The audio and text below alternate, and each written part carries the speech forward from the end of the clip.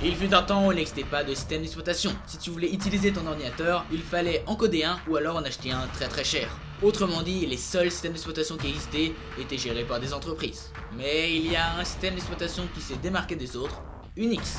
Unix, géré par les développeurs du géant AT&T, propose un système d'exploitation léger, peu cher et qui a créé énormément de normes.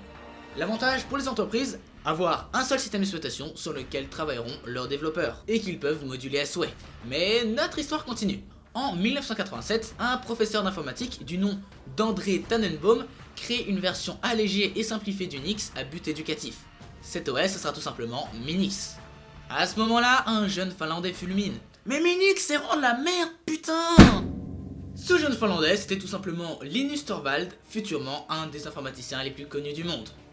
Il est frustré par les capacités techniques de Minix, mais c'est pas très étonnant, Minix a été fait à un but éducatif, et du coup a été purgé de beaucoup de code qui n'étaient pas forcément lisibles, pas forcément ultra utiles aux yeux d'André. Du coup, frustré par les capacités techniques de Minix, il commence par coder un émulateur de terminal, puis il va faire plein de petits projets, et puis finalement il crée lui-même son propre noyau de système d'exploitation. Est-ce que vous connaissez la noix? Bon, probablement, mais est-ce que vous connaissez les noms des différents éléments qui la composent? En premier, nous avons la coquille. Solide, elle sert à protéger ce qu'on appelle le cerneau, ou plus simplement, la graine. Est-ce que vous savez comment on dit ces deux éléments en anglais? Shell et kernel. Et oui, si vous avez de bonnes connaissances sur le système d'exploitation, vous venez d'avoir un déclic car ces mots vous sont familiers. Le shell, ça va tout simplement être le terminal, c'est-à-dire l'invite de commande. Et le kernel, ça va tout simplement être le composant le plus important de ton système d'exploitation. C'est ce à quoi tu vas envoyer des commandes en utilisant le shell. En vérité, avec un shell, tu peux tout faire. Littéralement tout. Mais en fait, ça va être tellement tout que n'importe quel logiciel qui va être installé sur ton PC va utiliser le kernel à un moment donné ou à un autre. Et en fait, toutes les interfaces graphiques que vous voyez, les logos, les couleurs, les interfaces, tout ça, ce sont juste qu'une autre manière de se représenter ce que fait l'ordinateur. Mais en fait, on pourrait tout représenter sous forme de ligne de commande, ça changerait strictement rien, ça serait juste un petit peu plus difficile. Et c'est ça le shell, c'est tout simplement ce que va faire le système sans l'interface graphique. Ce shell va permettre d'accéder au kernel, la partie la plus importante et la plus délicate de tout système d'exploitation. C'est celle qui permet de faire les commandes les plus importantes et qui fait loi parmi le système. Autrement dit, on doit utiliser le shell pour accéder au kernel, on doit ouvrir le noyau pour accéder au cerneau. Et d'ailleurs, un noyau, c'était exactement ce qu'était en train de faire un certain Linus Torvald dans les années 90. Et par chance, une personne en avait justement très besoin. Cette personne, c'est Richard Stallman, le deuxième personnage principal de notre histoire. Stallman est un hacker au sens premier du terme. C'est un bidouilleur qui aime le partage des connaissances et refuse l'autorité. C'est dans cette logique-là qu'il crée en 1983 GNU, une version libre d'Unix. GNU est un système d'exploitation. En 1991, quand Linus Torvald annonce qu'il crée son propre noyau de système d'exploitation, GNU est presque terminé. Mais il manque un composant crucial, le noyau. C'est très problématique car sans lui, GNU ne peut rien faire. C'est pour cela que dans les années 92 et 93, Linus Torvald et Richard Stallman s'allient pour créer un nouveau système d'exploitation fonctionnel, GNU/Linux, qu'on appellera plus communément GNU Linux. A partir de ce moment-là, GNU devient un vrai système d'exploitation complet grâce au noyau Linux, et l'histoire de Linux ne fait que commencer. Slackware en juillet 93, Debian en août 93, Red Hat Linux en 94 et un petit peu plus tard Arch Linux en 2004. Si je vous ai parlé de ces 4 distributions Linux, ce n'est pas pour rien, c'est tout simplement les 4 distributions Linux fondateurs de toutes les autres distros. Ce sont les plus importantes. Slackware, c'est la première vraie distribution Linux. Elle a eu beaucoup d'enfants, mais très peu de ces enfants sont devenus véritablement connus. C'est pour ça que on pourrait dire que c'est un petit peu la grand-mère de toutes ces distributions Linux. Ensuite, on a Debian. C'est l'OS que j'utilise personnellement tous les jours, et c'est de très loin le plus utilisé de tous. Parmi ces nombreux enfants, on peut compter Ubuntu, Raspberry OS, SteamOS, Kali Linux, Linux Mint, Kubuntu, Xubuntu, Lubuntu, Elementary OS, Zorin OS et plein d'autres. De manière générale, on va dire que Debian est la mère. Tout simplement parce que littéralement la moitié des distros Linux sont basées sur elle. Ensuite, on a Red Hat Linux, une distribution Linux gérée par l'entreprise éponyme et qui donnera plus tard Red Hat Enterprise, Fedora, CentOS, Mandriva, SUSE, Gentoo, Chromium et Chrome OS. Finalement, je citerai bien Arch Linux parce que, by the way, I use Arch. Non, je déconne, c'est juste pour la blague, bien sûr, je n'utilise pas Arch Linux.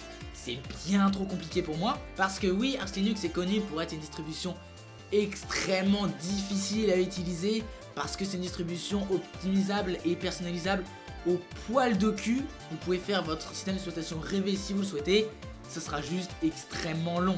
Bref, si vous voyez un mec bizarre s'approcher de vous pour vous parler d'Arch Linux, fuyez très vite, c'est une secte. Alors aujourd'hui, qu'est-ce que ça nous a donné? Ça nous a donné entre 2,5 et 5% des parts de marché sur PC. Oui, désolé de casser l'ambiance, mais c'est le problème principal de Linux. Les parts de marché sont insignifiantes. Genre, d'après certaines études de marché, Chrome OS représenterait la moitié des distributions Linux. La moitié! Pour cette merde! Ah oui, bah là les gars, on est complètement perdus, hein, c'est sûr. En plus, le fonctionnement des distributions GNU Linux n'aide pas vraiment. Il n'y a aucun leader, il n'y a aucun monopole. C'est pas très étonnant parce que chaque distribution est inspirée d'une autre. Et donc tout le monde commence du même point de départ. Mais c'est un petit peu dommage, on n'a pas de vrai challenger. On n'a pas de Burger King contre McDo, pas de Pepsi contre Coca. Et à la limite, tout ce qu'on peut avoir, c'est 3 poulets qui se battent dans un KFC. Mais bon, c'est pas avec des PC qu'on va dominer le monde des systèmes d'exploitation. Laissez-moi vous présenter Android avec 42% des parts de marché, tout périphérique inclus. Et oui, Android est basé sous Linux, mais pas sous GNU. Vous vous souvenez de la métaphore de la noix et de la graine? Et bah là, c'est à peu près la même chose, sauf qu'on a décidé de prendre que la noix et de replanter un nouvel arbre. Et c'est comme ça que GNU Linux devient la famille de systèmes d'exploitation la plus utilisée au monde. Mais bon, dire ça, c'est un petit peu de la publicité mensongère. Le noyau Linux ne représente qu'une petite partie du code de tout GNU Linux. Et ça a beau être la partie la plus importante et la plus délicate, ça reste quand même qu'un bout du code, et on peut pas vraiment dire que Android et Debian sont frères. À la limite, on peut dire qu'ils sont demi-frères ou demi-sœurs, mais c'est tout. D'ailleurs, si vous voulez savoir quels sont les systèmes d'exploitation les plus utilisés au monde, sachez que c'est Android à 42%, Windows à 30%, iOS à 18%, OS X à 6% et les Linux à 2,5%. Et d'ailleurs, il existe un domaine où Linux est non seulement majoritaire, mais explose aussi toute la concurrence, les serveurs. En même temps, il faut dire que les avantages de Linux sont imparables. C'est gratuit, donc déjà ça permet d'économiser énormément d'argent, c'est ultra personnalisable, ce qui va faire très plaisir aux ingénieurs et autres techniciens qui s'occupent des infrastructures et qui sont plus que qualifiés pour pouvoir profiter un maximum des possibilités de Linux. C'est léger, et du coup ça permet de consommer beaucoup moins, ce qui est aussi un gros avantage. Et vu que c'est le système majoritaire, t'as tous les avantages d'être majoritaire, beaucoup de tutos, beaucoup de ressources, beaucoup de documents, etc. etc. Bref, si vous voulez faire du côté serveur, Linux sera imparable.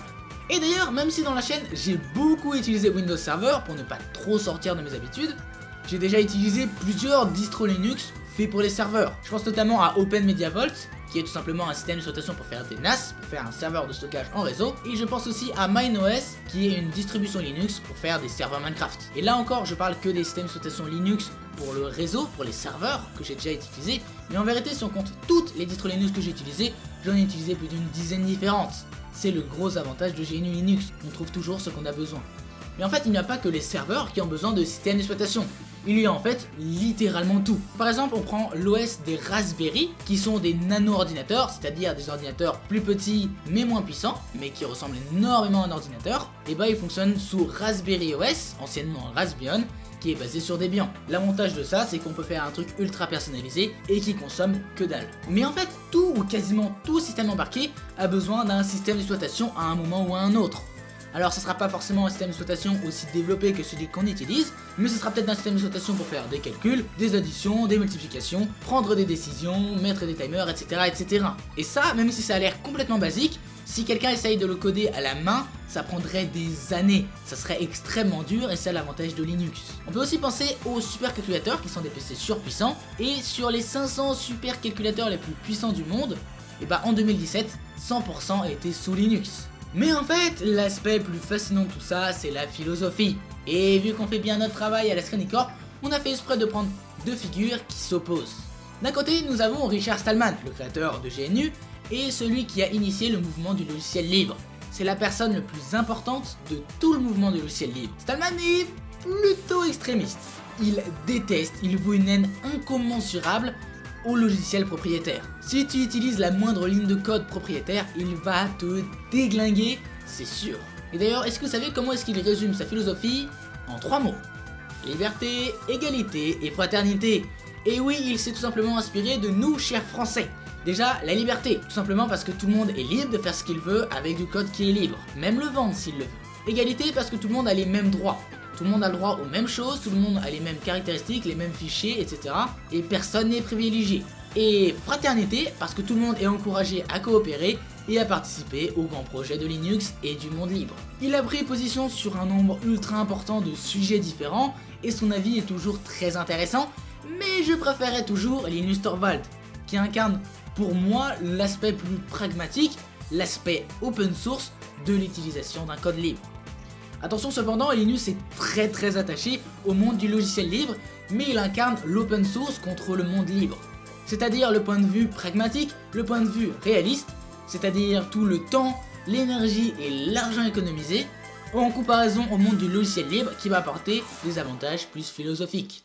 Ainsi, le point de vue des logiciels libres, c'est tout simplement le point de vue philosophique, alors que le point de vue des logiciels open source, c'est le point de vue technique, le point de vue pragmatique, l'avantage technique qu'on aura à utiliser l'open source.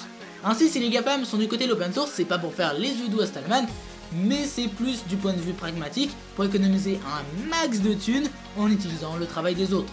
Ainsi, comme dirait Stallman, l'open source est une méthodologie de développement, alors que le logiciel libre est un mouvement de société. Vous l'avez compris, je suis bien plus du côté je vais utiliser un logiciel propriétaire s'il me fait gagner beaucoup de temps, mais s'il y a moyen d'utiliser un logiciel libre pour plus ou moins la même chose, je le ferai. Et d'ailleurs, est-ce que vous savez d'où vient le nom Linux? Ça vient tout simplement du mélange du nom de celui qui a créé le nom Linux, Linus, et de Unix pour former Linux. Bref, je l'avoue, j'ai profité du sujet de la vidéo pour vous parler du monde Linux. C'est un monde tellement important dans l'informatique, tellement omniprésent et proéminent que c'est dommage qu'il y ait si peu de vidéos sur ça sur YouTube. Et je voulais tout simplement vous donner envie à chercher des informations sur ça. Il y a tellement de choses à apprendre, tellement de nouvelles choses à voir que vous allez apprendre plein de trucs, c'est vraiment très important. Et puis en plus c'est dommage que le monde logiciel libre, le monde open source également, soit aussi peu connu et que personne ne sache vraiment la différence entre open source et logiciel libre. Et j'espère que cette vidéo va vous aider. Dans tous les cas, j'espère que cette vidéo vous a plu. Et on va se revoir, peut-être pas dans 2 semaines, peut-être dans 3 semaines, je sais pas. Bref, salut à tous, c'était Screeny. N'hésitez pas à vous abonner à la chaîne YouTube, c'est extrêmement important. Et merci pour votre soutien d'ailleurs. Bref, salut à tous, c'était Screeny. Passez d'excellentes journées. Ciao.